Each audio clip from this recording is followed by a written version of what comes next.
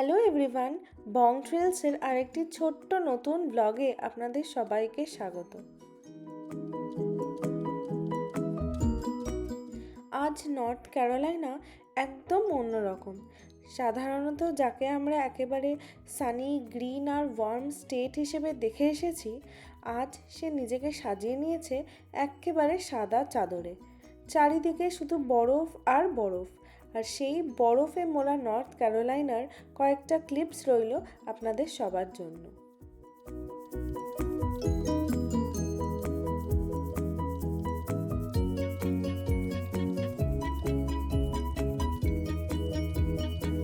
Hello everyone, good morning সবাইকে। এখন ঘড়িতে বাজে সকাল 9টা আর চারিপাশটা জাস্ট দেখুন, পুরো একদম স্নোতে ভরে গেছে চারিদিকটা। এখানে আসলে শনিবার থেকেই একটা স্নো স্টর্মের ওয়ার্নিং চলছিল, মানে গত আগের উইকটাতে সারা উইকেই আর কি একটা স্নো স্টর্মের ওয়ার্নিং চলছে যে শনিবার রাত থেকে প্রচণ্ড প্রবল একটা স্নো স্টর্ম হবে। কিন্তু আমরা ঠিক অতটাও ভাবিনি যে এতটাই এমার্জেন্সি হবে, সব জায়গায় এমার্জেন্সি ডিক্লেয়ার করা হয়েছে। বাট প্রথম দিকে ভেবেছিলাম যে হয়তো এতটাও হবে না।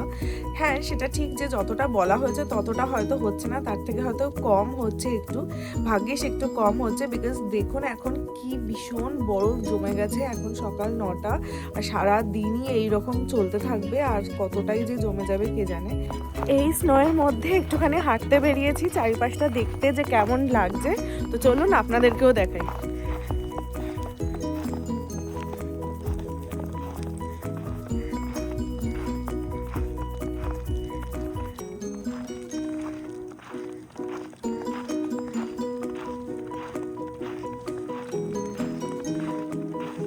পুরো মনে হচ্ছে যেন কোনো খিচখিচে স্যান্ডের ওপর দিয়ে হাঁটছি, বাট ফারাক এটাই যে এটা বালি নয়, এটা পুরো একদম স্নো।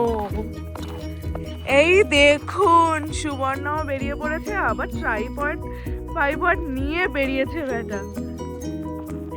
কি দারুণ সুন্দর লাগছে, পুরো জায়গাটা পুরো সাদা হয়ে গেছে চারিদিক।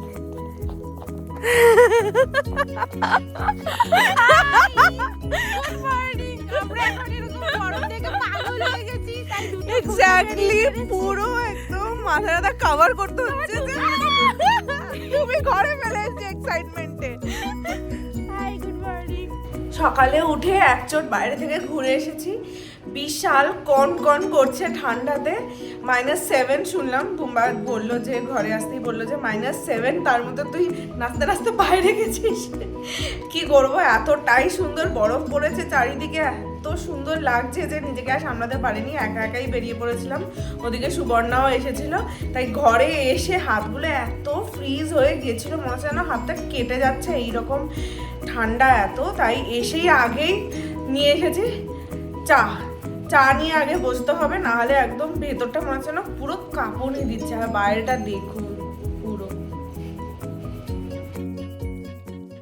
এই ঠান্ডার মধ্যে ঘুরে এসে ঘরে এসে আমার প্রচণ্ড ম্যাগি খেতে ইচ্ছা করছিল, তাই জন্য আমি বসিয়ে দিয়েছিলাম এখানে ম্যাগি বানাতে।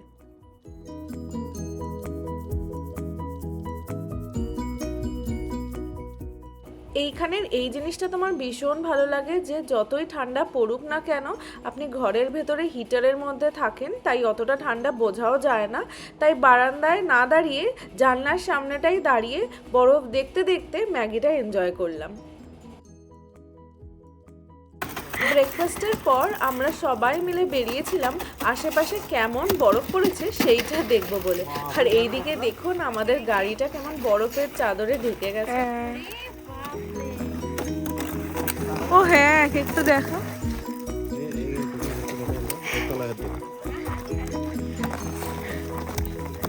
ও হ্যাঁ,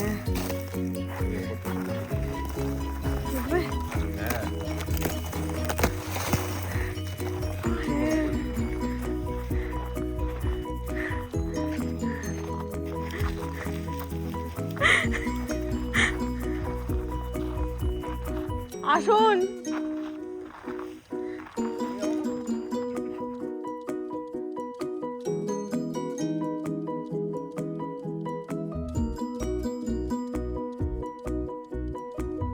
কনকনে ঠান্ডায় আমরা বেরিয়েছি হাঁটতে।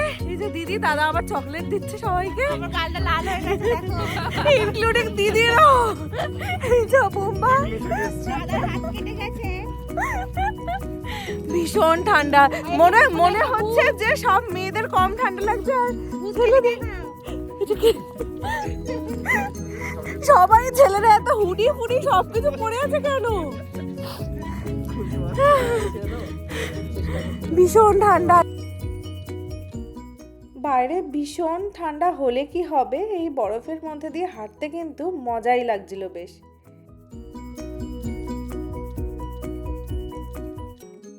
এইটা ছিল আমাদের বরফ দেখা দ্বিতীয়বার নর্থ ক্যারোলাইনাতে। আগের বছরও এইরকম টাইমে বরফ পড়েছিল আর এই বছরও বরফ পড়েছে, কিন্তু আমাদের দ্বিতীয়বার হলে কি হবে, সুবর্ণার তো প্রথমবার, তাই ও বরফ দেখে ভীষণ এক্সাইটেড হয়ে গেছিল। আর সত্যি প্রথমবার বরফ দেখার এক্সপিরিয়েন্সটাই যেন একটা আলাদা।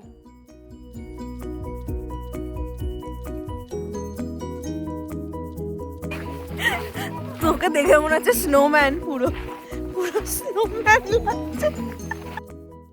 ইন্ডিয়াতে তো বরফ দেখতে গেলে যেতে হয় পাহাড়ে, ওই ধরুন সিকিমে গেছিলাম আমরা বরফ দেখতে, কিন্তু এইখানে বাড়ির সামনে এত বরফ, বাড়ির জানলায় দাঁড়িয়ে এত সুন্দর বরফের ভিউ, সেটার একটা আলাদাই মজা সত্যি।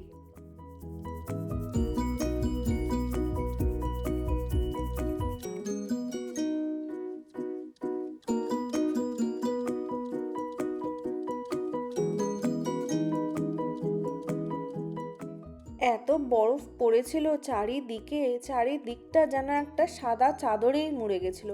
এত সুন্দর লাগছিল জায়গাটা দেখতে, ভীষণ ভালো লাগছিল।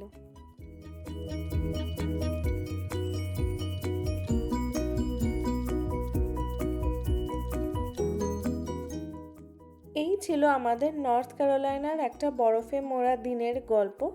যদি আমার ব্লগটা ভালো লেগে থাকে তাহলে প্লিজ একটা ছোট্ট লাইক করে দেবেন, আর ভবিষ্যতে এরকম ছোট্ট ছোট্ট নতুন নতুন ব্লগ দেখার জন্য আপনারা আমার চ্যানেল বং ট্রিলসটাকেও চাইলে সাবস্ক্রাইব করতেই পারেন।